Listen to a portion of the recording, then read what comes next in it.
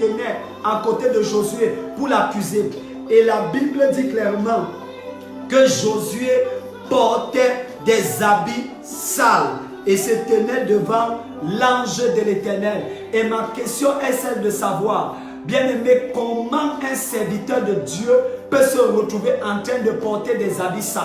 Comment un serviteur de Dieu, bien-aimé, peut se retrouver en train d'être revêtu des habits sales? Bien-aimé, lorsqu'on parle des vêtements sales, bien-aimé, les vêtements sales ici sont le symbole, sont le signe, bien-aimé, de la honte, de la disgrâce, du péché, des fautes, des iniquités. Bien-aimé, les vêtements sales ici représentent la maladie. Bien-aimé, les vêtements sales ici représentent la mort. Bien-aimé, les vêtements sales ici représentent la malchance. Bien-aimé, les vêtements sales ici représentent toutes sortes de fautes. Bien-aimé, que Josué avait commises et qui lui étaient reprochées par Satan. Bien-aimé, les vêtements sales ici représentent la disgrâce. Bien-aimé, les vêtements sales ici représentent l'impureté. Bien-aimé, les vêtements sales ici représentent toutes choses qui dans la vie, bien-aimé, du prêtre Josué ne louait pas Dieu, ne glorifiait pas Dieu. Et c'était sur la base de ces vêtements sales que le prêtre Josué portait. Bien-aimé, c'était sur la base de cela que le diable était en train de l'accuser. Bien-aimé, ce qui donne généralement l'autorisation au diable de parler dans les vies de certaines personnes, bien-aimé, c'est le péché. Tu dois donc savoir qu'en tant qu'enfant de Dieu, si tu continues de vivre dans le péché, si tu continues de marcher dans le péché, bien-aimé, le diable serait susceptible de continuer à t'accuser. Bien-aimé, Josué était un serviteur de Dieu, mais malgré le fait qu'il était un serviteur de Dieu, qu'il faisait partie des personnes qui avaient rebâti le temple de l'Éternel, le diable Satan s'est levé, n'est-ce pas, pour l'accuser. Le diable a revisité son passé pour voir quelles étaient ses fautes. Tu dois donc savoir que chaque enfant de Dieu, que chaque être humain dans le règne de l'esprit a un vêtement précis et particulier qu'il porte. Et ma question ce soir est celle de savoir, dans le règne de l'esprit, quel est le vêtement que tu portes? Comment est la tunique que tu portes? Bien-aimé, dans le règne de l'esprit, quand on te regarde dans le règne de l'esprit, quelle est la qualité de ton vêtement? Toi et moi, nous savons qu'avec certains vêtements, tu ne peux pas rentrer dans un palais présidentiel. Donc le vêtement sale que Josué portait était un vêtement de disqualification.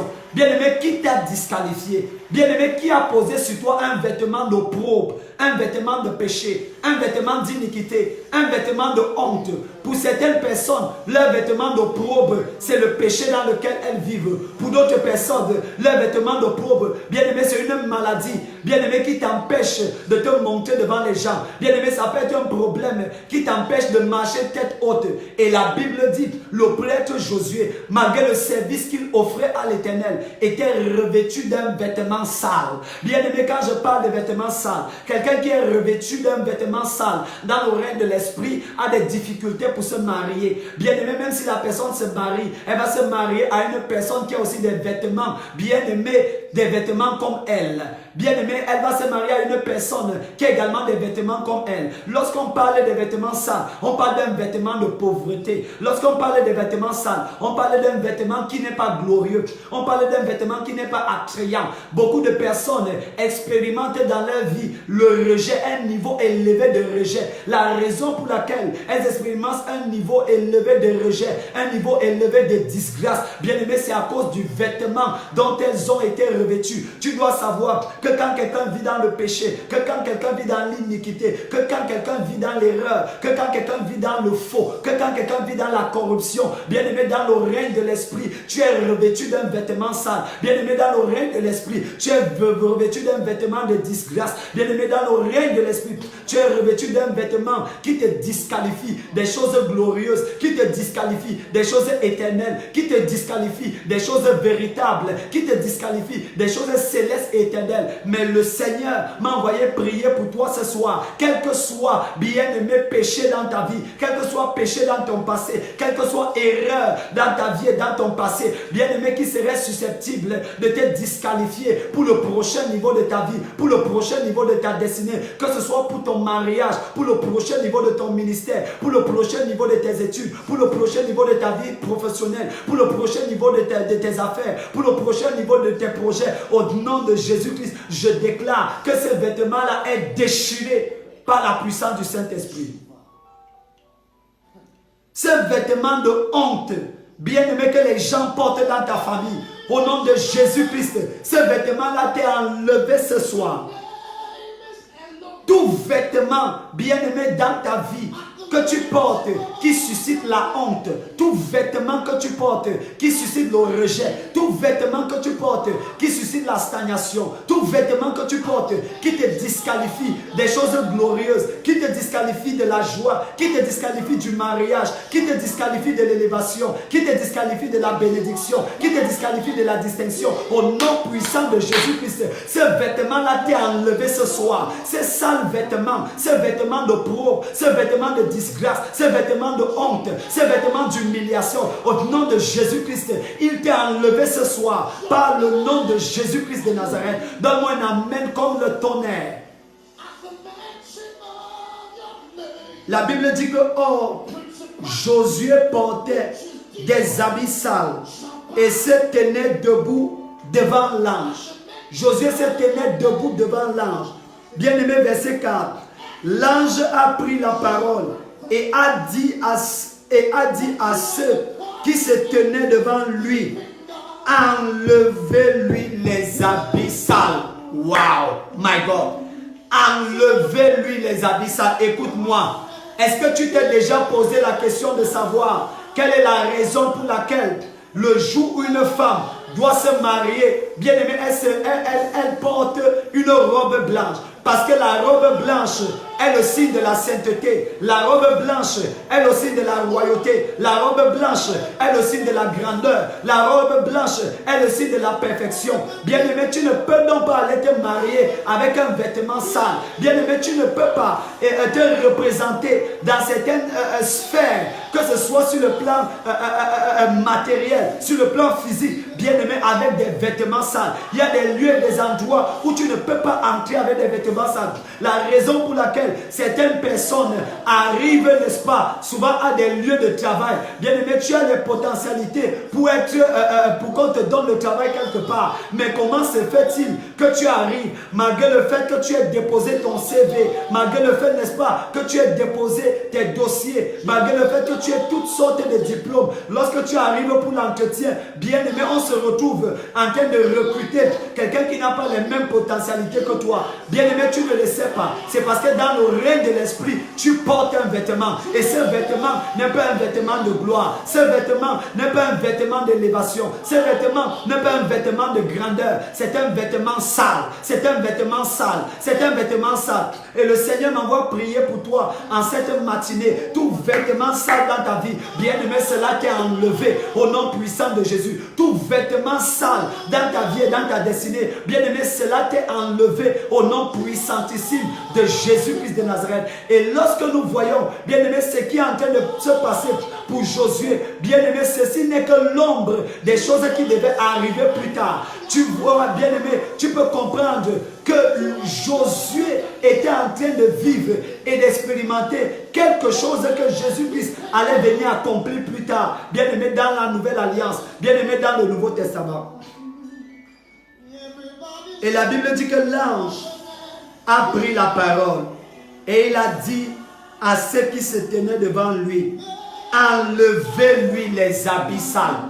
Enlevez-lui les habits sales. Parce que tant qu'elle a ses habits sales, elle ne peut pas se marier. Enlevez-lui les habits sales. Parce que tant qu'elle a ses habits sales, elle ne peut pas avoir sa licence. Elle ne peut pas avoir son master. Elle ne peut pas avoir son doctorat. Tant qu'elle a ses habits sales, elle ne peut pas être recrutée à la Banque mondiale. Tant qu'elle a ses habits sales, tant qu'il a ses habits sales, il ne peut pas réussir le concours de l'ENAM. Tant qu'il a ses habits sales, il ne peut pas rencontrer de bonnes personnes. Tant qu'il a ses habits sales, il ne peut pas être nommé. Enlevez-lui ses habits sales. Si cet homme doit progresser, enlevez-lui ses habits sales. Si cette femme doit être élevée, enlevez-lui ses habits sales. Si cette femme doit se marier, enlevez-lui ses habits sales. Si cet homme doit progresser dans son ministère, enlevez-lui d'abord ses habits sales. Enlevez-lui ses habits sales. Il ne peut pas continuer sa vie avec ses habits sales. Si cet homme doit aller au palais, bien aimé, enlevez-lui ses habits sales. Si cet homme doit avoir un visa, enlevez-lui ses habits sales. Si cet homme doit avoir ses papiers, enlevez-lui ses habits sales. Bien aimé, parce qu'avec ses habits sales, bien aimé, tu ne peux pas être élevé. Et la Bible dit, enlevez-lui ses habits sales. Puis il a dit à Josué, regarde, je t'enlève ta faute. Bien aimé, il dit, je t'enlève ta faute. Ça veut dire que l'habit sale, bien aimé, dont l'ange était en train de te parler, c'était la faute de Josué.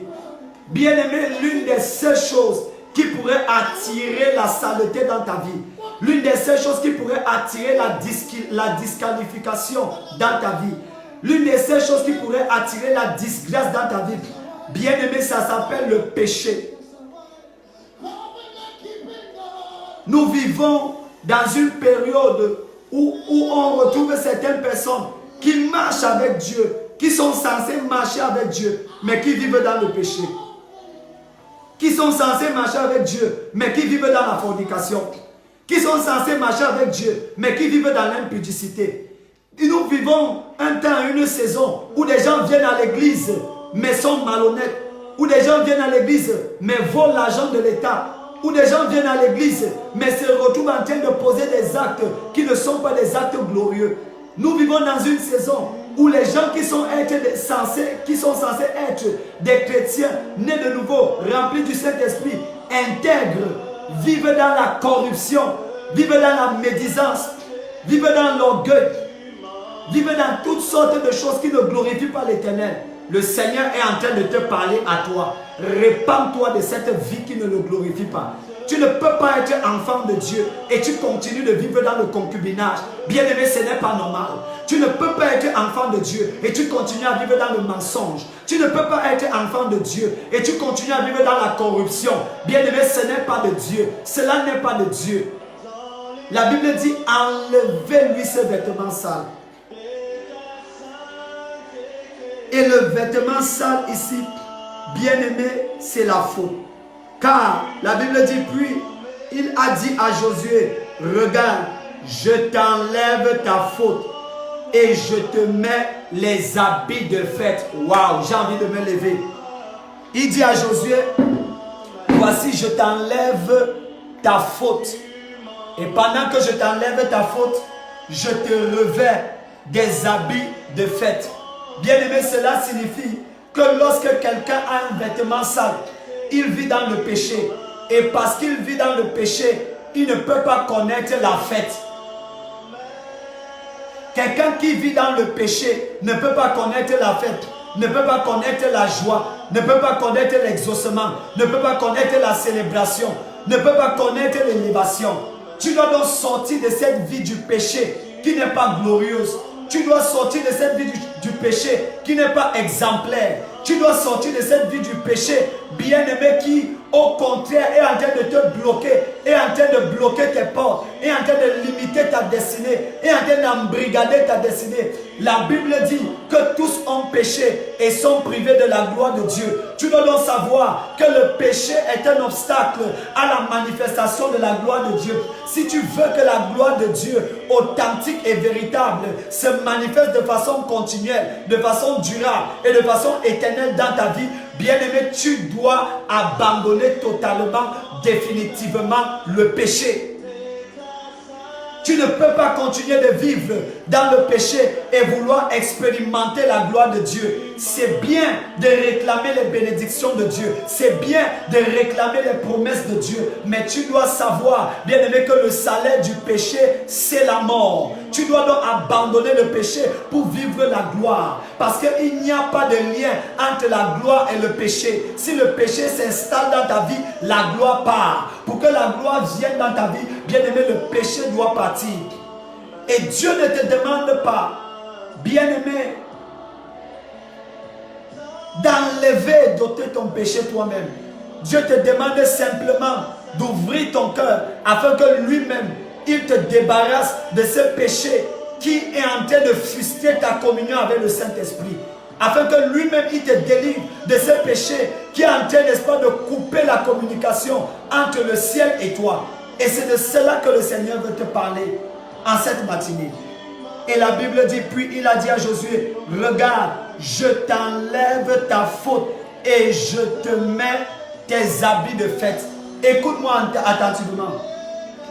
Quand la Bible dit que l'ange a dit à Josué, je t'enlève ta faute, je t'enlève ta faute, je t'enlève ta faute, tu dois comprendre que la plus grande chose que Dieu pourrait faire pour toi, bien-aimé, c'est de te pardonner tes fautes, c'est de te pardonner tes péchés, c'est de t'enlever tes fautes, c'est de t'enlever tes péchés, c'est de t'enlever tes iniquités, bien-aimé. Et dans le Nouveau Testament, la Bible parle, n'est-ce pas, d'un événement pareil qui a eu lieu. La Bible dit qu'on a amené un homme vers Jésus-Christ et cet homme-là était malade. Et quand Jésus a vu l'homme en question, Jésus a dit à l'homme, homme, tes péchés te sont pardonnés. Et lorsque Jésus-Christ a dit à cet homme que ses péchés lui étaient pardonnés, les gens ont commencé à bavader. Et ils ont dit, mais comment est-ce qu'on t'amène un homme qui est malade? On t'amène un homme qui est affligé et tu lui dis juste que ses péchés lui sont pardonnés. Et Jésus a trouvé que ces personnes-là étaient incrédules parce qu'elles n'avaient pas compris que le mystère de la guérison se cache dans le pardon. Elle n'avait pas compris que le mystère de la restauration se cache dans le pardon. Elle n'avait pas compris que le mystère de la gloire se cache dans le pardon. Elle n'avait pas compris qu'avant que Dieu ne t'élève, il commence d'abord à te pardonner. Elle n'avait pas compris que le début de la guérison divine, c'est d'abord le pardon. Bien-aimé, si tu lis attentivement dans le psaume 103 au verset 3, voici ce que la Bible dit. David commence à partir du verset 1. Il dit, mon âme bénit le Seigneur et n'oublie aucun de ses bienfaits. Mon âme bénit le Seigneur, car c'est lui qui pardonne toutes tes fautes et qui guérit toutes tes maladies. Bien-aimé, tu dois donc savoir que le pardon des péchés, le pardon des iniquités précède la guérison divine. Le pardon des fautes, le pardon des péchés précède l'élévation, précède le mariage. Avant de commencer à crier, à demander à Dieu de te bénir avec un mari, de te bénir avec une épouse, de te bénir avec un travail, de te bénir avec un business, de te bénir avec un projet, de te bénir avec un visa, de te bénir, n'est-ce pas, je ne sais pas avec quoi d'autre, de te bénir avec des enfants. Bien-aimé, commence à demander à Jésus d'enlever ton vêtement sale. Commence à demander à Jésus d'enlever tes péchés, d'enlever tes fautes. Parce que ce qui a fait en sorte que la gloire disparaisse dans la vie de l'homme, bien aimé, c'était le péché. Cela signifie que quand Dieu enlève le péché dans la vie de l'homme, la gloire revient automatiquement. Lorsque Dieu enlève le péché, il enlève l'iniquité dans la vie d'un homme, bien aimé, la guérison, la santé divine revient automatiquement. C'est pourquoi David dit dans le psaume 103, c'est l'Éternel qui pardonne tous tes péchés et qui guérit toutes tes maladies.